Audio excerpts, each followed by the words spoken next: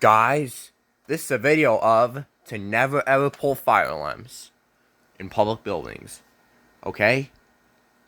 If you have permission to pull a fire alarm for a drill, which is like a fire drill, or if you have permission to pull a fire alarm for a system test, or if you have your own fire alarms at home that doesn't conduct the fire department, then it's fine to do it.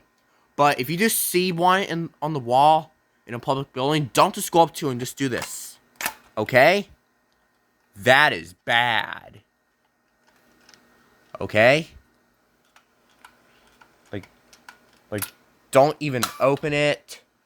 If you open it, it'll set the alarm off, because look at that button. Yeah, the BG10 can set off the alarm. But the BG12 can't, but still never even open them.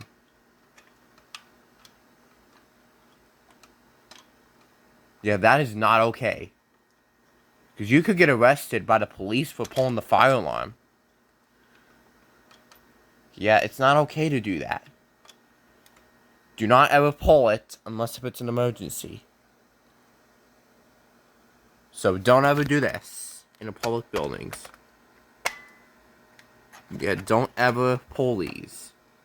That's it, guys.